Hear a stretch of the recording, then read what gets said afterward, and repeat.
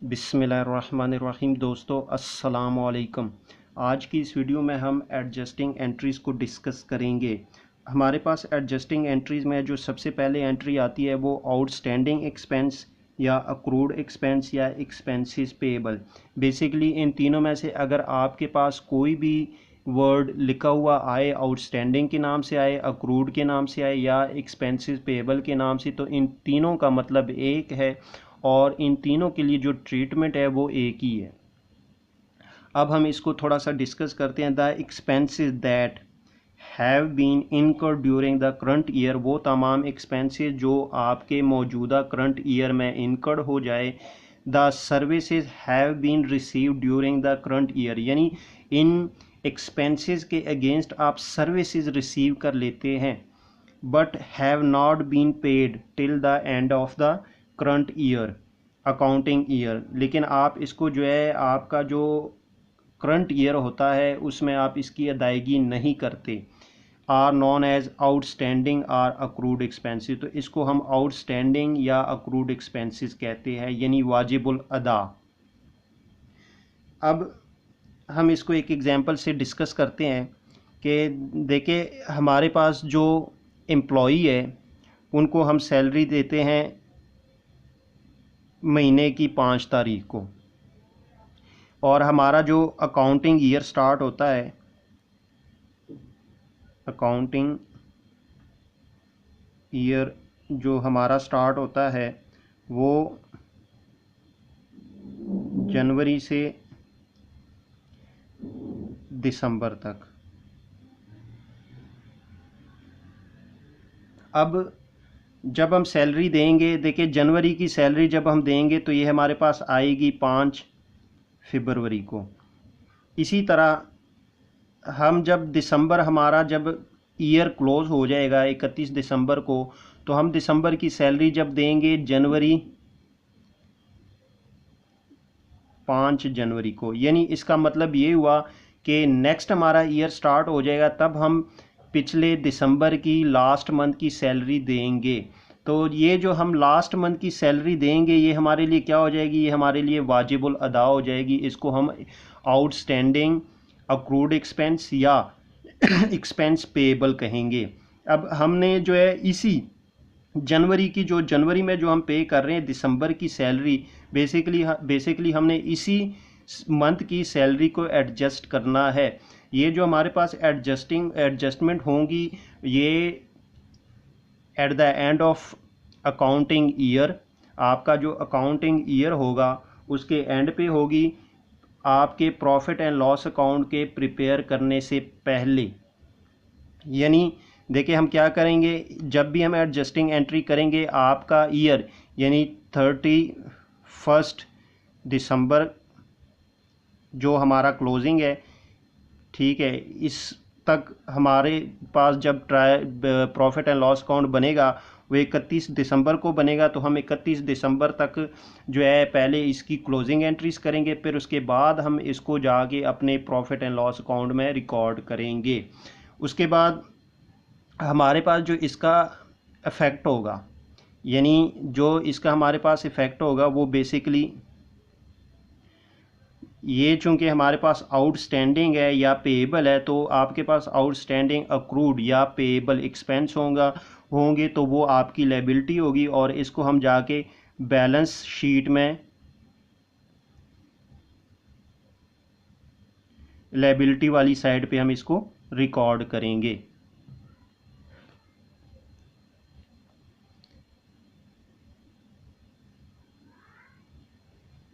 Liability वाली side पे हम इसको रिकॉर्ड करेंगे। तो अब यहाँ पे हम एग्जाम्पल जो है उसको डिस्कस करते हैं।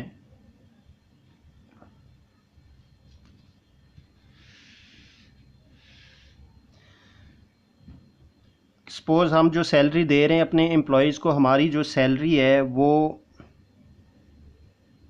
मंथ जो है पर मंथ हमारे पास 1000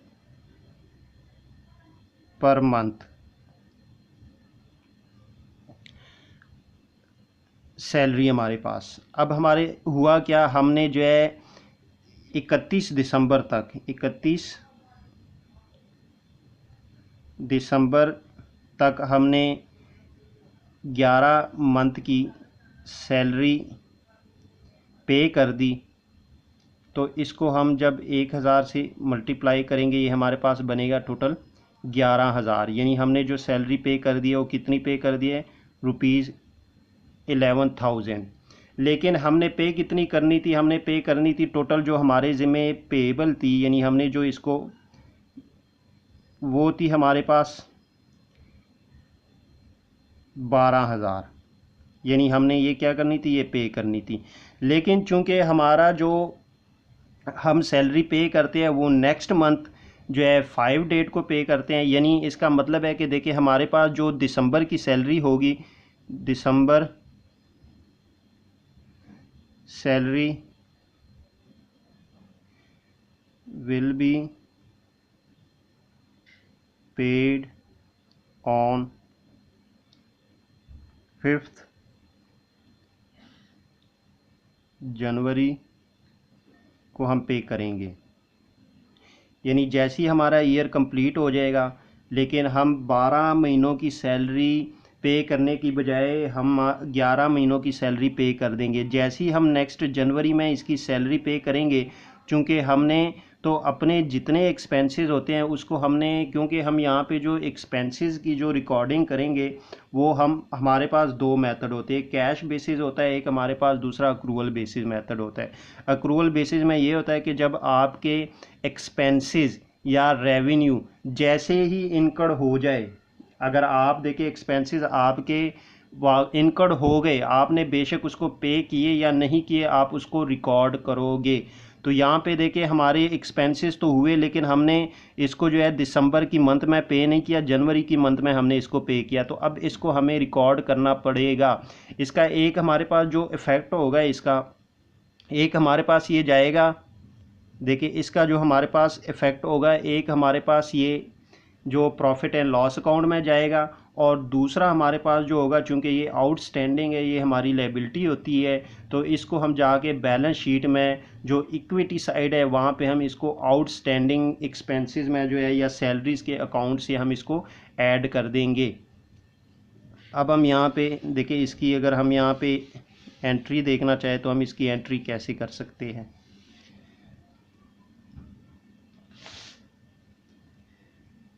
अब देखिए हमारे पास चूंकि सैलरी है वो कितनी 1000 हमारे पास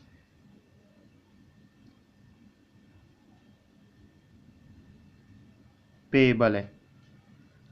अब हमने इसकी करनी है, एडजस्टमेंट करनी है, तो हम इसकी क्या करेंगे, यहाँ पे हम देखें, यहाँ पे हम जो एंट्री पास करेंगे हमारे पास होगी सैलरी अकाउंट, ये हमारे पास हो जाएगा डेबिट ₹1000 से, और यहाँ पे हमारे पास जो होगा आउट स्टैंडिंग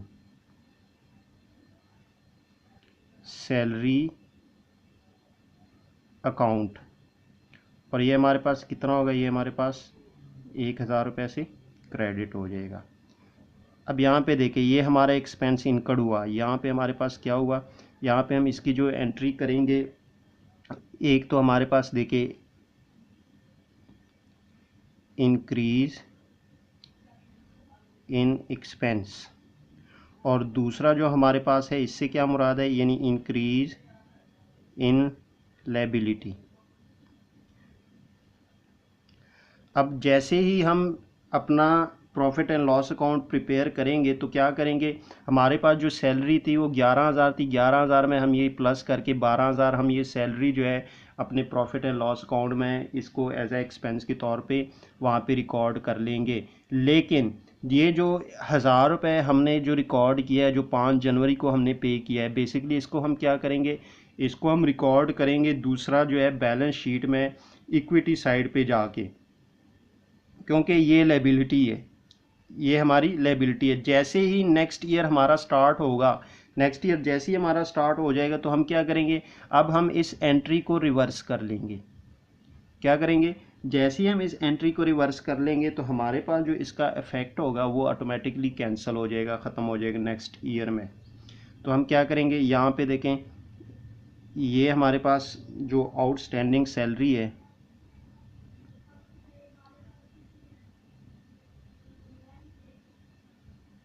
सैलरीज हमारे पास 1000 रुपये से डेबिट हो जाएगी, और यहाँ पे हमारे पास जो सैलरीज अकाउंट है उसको क्या हो जाएगा,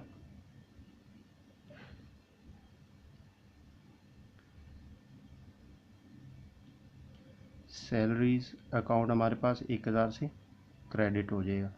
अब देखिए यहाँ पे क्या हुआ, हमारे पास नेक्स्ट ईयर जो है ये हमारे पास डिक्रीज इन लायबिलिटी, और यहाँ पे हमारे पास क्या हुआ, डिक्रीज इन एक्सपेंस। यानी डिक्रीज से मुराद ये है कि हम क्या करेंगे, हम इसको ऑटोमेटिकली इसको एडजस्ट करने के लिए ये देखें, ये चूँकि नेक्स्ट ईयर हमारे पास क्या था, ये हमारे पास था क्रेडिट, तो ये डेबिट, ये ऑटोमेटिकली खुद ब खुद जो है वहाँ पे जाके जो आपकी लायबिलिटी है वो बैलेंस शीट में ये वहाँ पे जाके खुद ब खुद एडजस्ट हो जाएगा। तो अगर हम इसकी बात करें कि बेसिकली देखिए जैसे ही हम एडजस्टिंग एंट्रीज करते हैं तो ये हमारे पास, इसको हम लेजर में कैसे रिकॉर्ड करेंगे। अब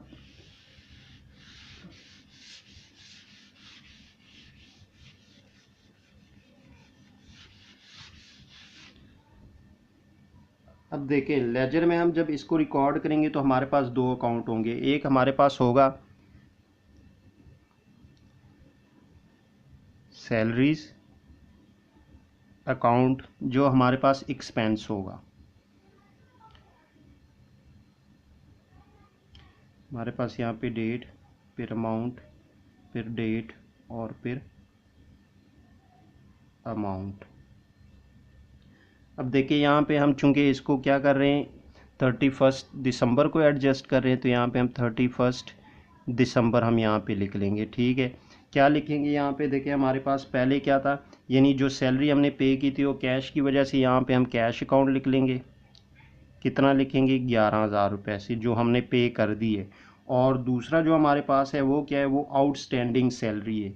कितनी है, आउटस्टैंडिंग, वो कितनी है हमारे पास, 1000 रुपये।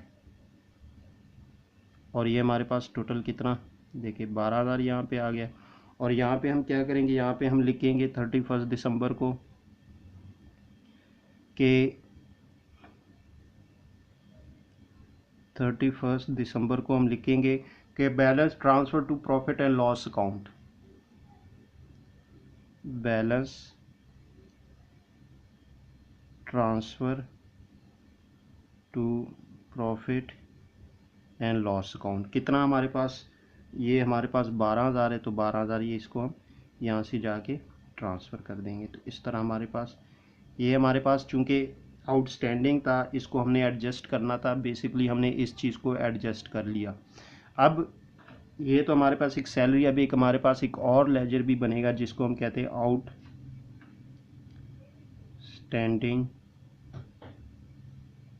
Salaries account. ये चूँकि लायबिलिटी होगी,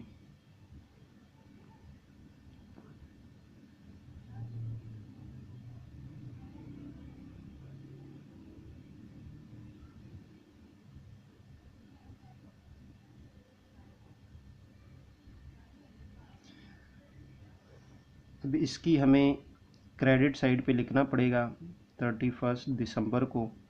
क्या है हमारे पास कि सैलरी अकाउंट की वजह से हमारे पास 1000 रुपये जो है वो पेएबल में चला गया है, तो हम इसको जो है यहाँ पे क्लोज़ कर लेंगे। अब देखें ये हमारे पास क्या है, ये हमारे पास ये जो अकाउंट है ये एज ए एक्सपेंस है। ठीक है, एज अ एक्सपेंस, यानी ये हमारे पास एक्सपेंस का अकाउंट है, और ये हमारे पास क्या है, लायबिलिटी है। इसको हम जाके बैलेंस शीट में रिकॉर्ड करेंगे, और ये जो हमारे पास अकाउंट है इसको हम जाके प्रॉफिट एंड लॉस अकाउंट में रिकॉर्ड करेंगे।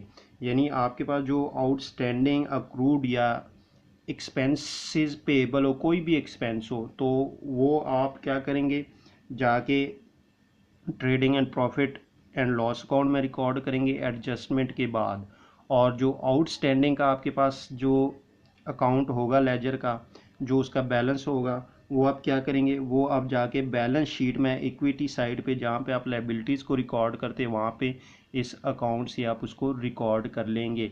जैसे ही नेक्स्ट ईयर स्टार्ट हो जाएगा तो वो ऑटोमेटिकली आपका जो है ये ऑटोमेटिकली कैंसिल हो जाएगा और नेक्स्ट ईयर का जो है वो इसी तरह आपके पास एक और आउटस्टैंडिंग सैलरीज का अकाउंट स्टैंड कर लेगा।